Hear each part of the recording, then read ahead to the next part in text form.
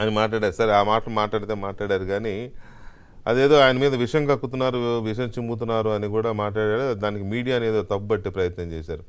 ఏదో వాళ్ళ మీడియా ఏదో చక్కగున్నట్టు అసలు ఏమి అన్నీ వదిలేసి మరి దిగజారిపోయిన దాన్ని చూడట్లేదు. మరి ఆయన ఆ రాసిచ్చిన వాళ్ళు వాళ్ళ మీడియాలో లేకపోతే వాళ్ళ కూలి మీడియాలో కానీ ఏమొస్తుందో వాళ్ళు ఎలా నడుపుతున్నారో ఏంటో చెప్పలేదు తెలియదు. కానీ మాలాంటి వాళ్ళ మీద మాలాంటి మీడియా మీద పడి ఆయన మాట్లాడిన తీరు చూస్తే పూర్తిగా ఒక రకమైన డిఫెన్స్లో పడ్డాడా లేకపోతే ఇంకా మళ్ళీ అదే దీంట్లో ఉన్నాడనేది అర్థం కాదు. ఒకసారి ఆయన ఏం మాట్లాడాడో చూసి దాని మీద చర్చిద్దాం ప్లీజ్. ఆ మోడస్ ఆపరాండా ప్రకారం ముందుగానే తాను ఒక కథను సిద్ధం చేస్తాడు. ఆ కథను తాను చెబుతాడు. తన ఈనాడు, తన ఆంధ్రజ్యోతి, తన TV5 తనకు సంబంధించిన ఈ మీడియా సామ్రాజ్యాన్ని ఉపయోగించుకొని ఆ కథను ముమ్మరంగా ప్రచారం చేస్తారు. వరుసగా ఆ కథనాలే వచ్చేట్టుగా చేస్తారు. దాని మీద డిబేట్లు కూడా పెడతారు. మంత్రుల నుంచి కింద స్థాయి వరకు కూడా అయ్యే మాటలే మాట్లాడిస్తారు.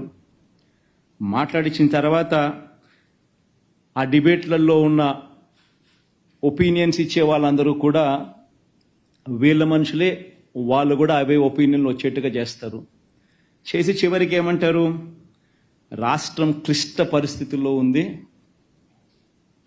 కాబట్టి చంద్రబాబు నాయుడు చేసే ఈ పని జస్టిఫైడ్ అని చెప్పి దాన్ని మళ్ళా వీళ్ళంతకు వీళ్ళే రాటిఫై చేసుకుంటారు.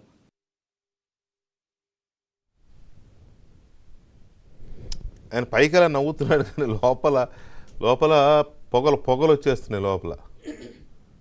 నిజానికి నేను అలా అనకూడదు కానీ ఆయన మాట్లాడుతున్న మాటలు చూస్తుంటే కొంత బాగాలేదు, హుందాగా లేదు. మాట్లాడిచ్చే వాళ్ళు కూడా వాళ్ళేనంట.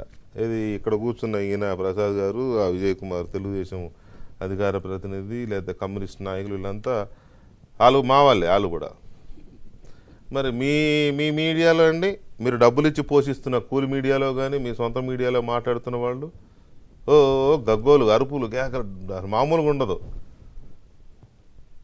అసలు. ఇక సర్లే వ్యక్తుల పేర్లు ఎందుకులే కానీ, ఎందుకంటే అక్కడున్న వాళ్ళు కూడా కొంతమంది జర్నలిస్టులే కాబట్టి నేను వాళ్ళ నేమ్ చేయను. కానీ అక్కడికి వచ్చేవాళ్ళు ఎంత చిచ్చోర మాటలు మాట్లాడుతున్నారు, ఎంత చిల్లర మాటలు మాట్లాడుతున్నారు, ఎంత గాలి మాటలు మాట్లాడుతున్నారు. అసలు ఏమన్నా మనం మాట్లాడేది ఒక పద్ధతి పాడు ఉందని ఏమైనా మాట్లాడుతున్నారా? సరే, మా డిబేట్లో ఉన్నవాళ్ళు విధానాల మీద మాట్లాడుతున్నారు. అది మీకు నచ్చచ్చు నచ్చకపోవచ్చు, మీ విధానాల మీద మాట్లాడుతున్నారు, లేకపోతే మీరు తీసుకునే నిర్ణయాల మీద మాట్లాడుతున్నారు, లేకపోతే రాష్ట్రంలో ఉన్న పరిస్థితుల మీద మాట్లాడుతున్నారు, అప్పుల మీద మాట్లాడుతున్నారు, ఆర్థిక విధానాల మీద మాట్లాడుతున్నారు. కానీ చిల్లర మాటలు లేకపోతే వంకర మాటలు మాట్లాడలేదు కదా. అది మీరు చూడరా? అది మీరు అది మాట్లాడుతూ కూడా చదివారు. అది ఇప్పుడు మీరు చూసింది కూడా చదివారు. అది రాసిచ్చాడు ఆయన ఎవరో. మరి ఆ రాసిచ్చిన ఆయన వాళ్ళ మీడియాలో ఏమొస్తుందో రాసి ఇవ్వలేదా అనేది ఒక పాయింట్.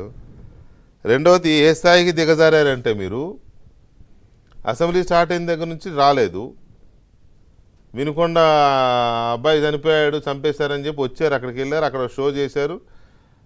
నెక్స్ట్ డే ఢిల్లీ వెళ్ళారు, నిన్న వచ్చారు, వచ్చి వాళ్ళ ప్రెస్ మీట్ పెట్టారు. ఎందుకు పెట్టారు ఆ ప్రెస్ మీటు? కరెక్ట్గా అదే టైంకి మళ్ళీ అసెంబ్లీలో Chandrababu Naidu white paper release చేస్తారు కాబట్టి కరెక్ట్గా ఆ టైంకి స్టార్ట్ చేస్తే ఈ మీడియాలో అది రాకుండా ఉంటుంది. లేదు మీ మీడియాలో మిమ్మల్ని చూపిస్తారు. అంటే వీళ్ళు కూడా ఎంతసేపు ముఖ్యమంత్రి, పైగా అసెంబ్లీలో, బయట కాదు అసెంబ్లీలో ముఖ్యమంత్రి వైట్ పేపర్ రిలీజ్ చేస్తుంటే ప్రోటోకాల్, అది మినిమం ప్రోటోకాల్. మీకు ఎవడు రాజ్యాంగంలో రాయకపోవచ్చు ఇవ్వమని, కానీ అదొక సంప్రదాయం, ఎథికల్. అది వదిలేసి ఆ టైంకి ఇది పెట్టించుకుని, అక్కడి నుంచి ఫోన్ వస్తుంది కాబట్టి ఇది పెట్టించుకుని ఇది లైవ్ నడుస్తూ ఉంటుంది. ఆయనేమో అక్కడ రాష్ట్రంలో ఆర్థిక పరిస్థితి ఎలా ఉంది, అప్పులన్నీ ఉన్నాయని ఆయన మాట్లాడుతూ ఉంటాడు పేపర్ చూపించి. ఇక్కడేమో ఈయన చంద్రబాబు నాయుడిని, మీడియాని ఈయన తిట్టిపోస్తూ ఉంటాడు, అసమర్థతను కప్పిపుచ్చుకోవడానికి, చేతకంతనాన్ని కప్పిపుచ్చుకోవడానికి.